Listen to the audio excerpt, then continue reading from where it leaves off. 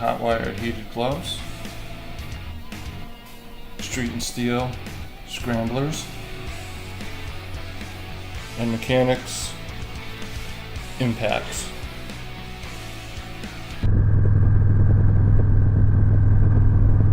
Hello YouTubers on this beautiful afternoon. I am out for a ride and I'm going to do the second in the gear series. And if you haven't already guessed from the thumbnail, this one's on gloves. It's going to be short because there's not much to say about them, except I don't like riding without them. I'll ride without a jacket, but I don't like riding without gloves. I like my hands and feet well protected. I don't have any interesting stories about hands, but I've seen enough damage to them that yeah, I'll take the gloves. This way scrape the shit out of my arms. It's not going to prevent me from doing things. Although I do like to wear jackets, but we'll talk about that. It's just too damn hot now, and I'm getting spoiled riding in a t-shirt. Okay, so on to gloves. Saw the 3 pairs that I have. I you know, believe in variety.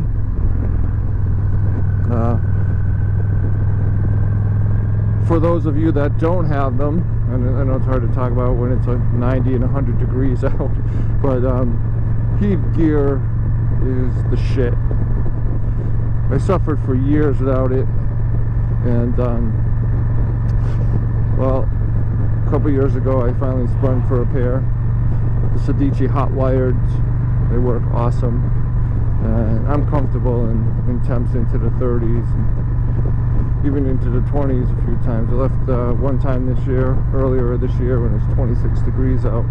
Rode most of the day. My hands were doing fine without gloves, you know. In the 50s, you know, without heated gloves in the 50s, after a while that temperature starts to get to you.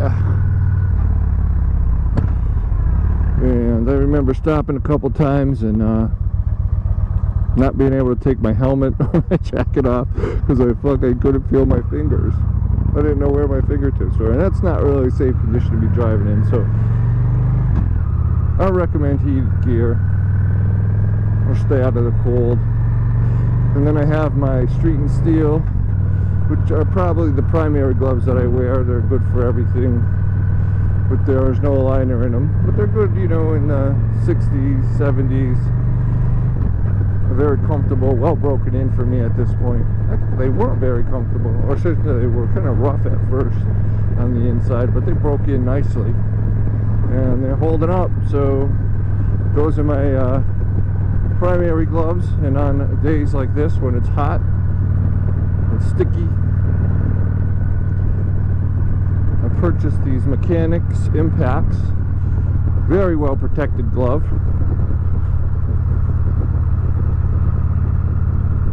Kevlar inserts on the palms, impact protection on the top of the hands, even on the karate chop edge of the hand. It's got some impact protection, slide protection, so that's important to me. And they flow a ton of air. As you can see on the top there, they're all mesh. Fingers are all mesh. They're very cool. So I see no point in going to a specialized motorcycle glove. These seem to be just perfect.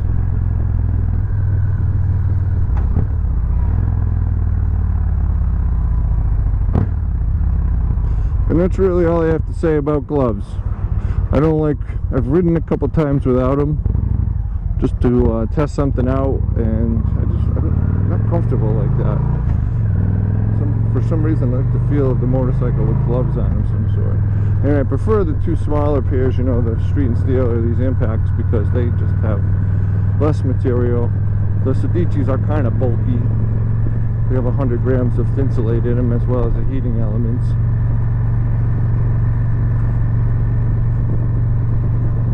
Alright, thanks for watching. I'm going out for a ride on this nice night. I usually don't work out on Wednesdays, so just enjoy the evening. See ya later.